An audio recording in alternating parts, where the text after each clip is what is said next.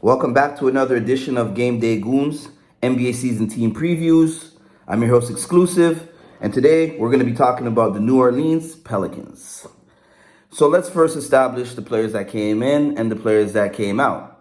Coming in, they only brought in Cody Zeller, a big journeyman in the league, and they also drafted Jordan Hawkins, 14th overall. Now, they let more players go than they brought players in, which is okay for the Pelicans, and I'll explain a little bit later. But they let Jackson Hayes go, Willie Herman-Gomez go, Josh Richardson go, and Garrett Temple go. Now, this team is set to win about 44.5 games this year. That's their over and under. They can be a very scary team, but it's hard to put my faith in a team like this. Because between Zion and his lengthy health struggles, to Brandon Ingram and his nagging injuries, this team's never at full strength for too long. Between CJ, Zion, and Brandon Ingram, they've only played 10 games together since they've all been together. And I think that's crazy. If this team can stay healthy, though, I see them doing the over because when they were together last year, they were a good team. You know, when Zion's healthy, they can play ball good. When Brandon Ingram's on the court, they're good. But if they're not on the court, they're just not going to do well, right? And if I'm a betting man, I'm definitely taking the under on this just because I just don't trust them enough. I'd probably actually just stay away from it because if they are healthy this year, then I know I'd eat my words because they probably will do over 44.5. Some of their fantasy relevant players. First, let's dive into Brandon Ingram. He's a very talented player. He has an ADP of 53.4. And last year, he didn't play much, though. You know what I mean? I think he only played, 45 games last year?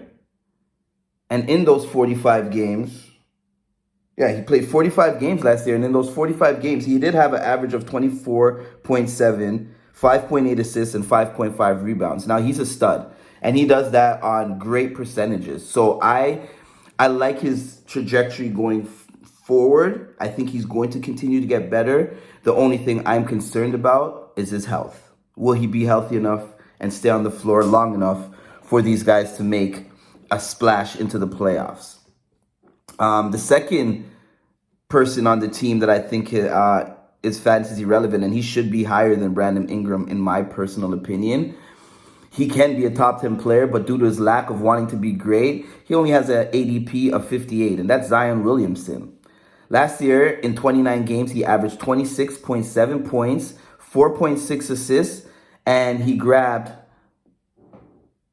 what was his rebounds?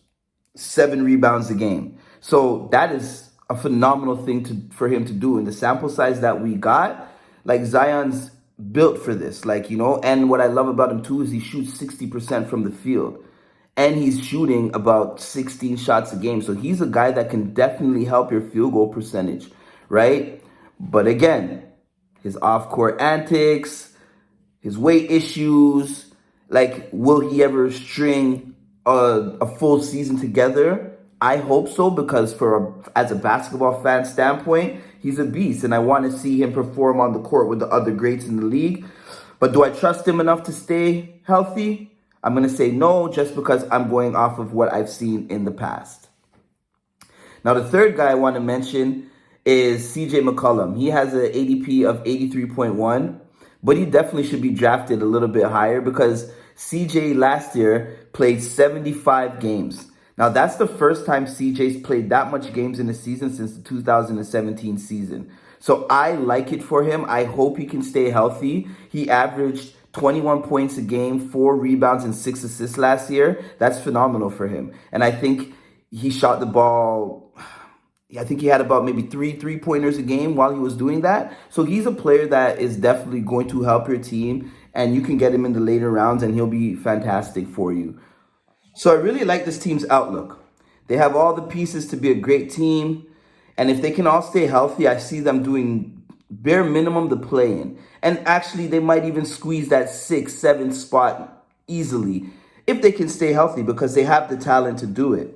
They got rid of a lot of pieces on their bench, but they also have a lot of pieces on their bench that need playing time. You still have Jose Alvarado.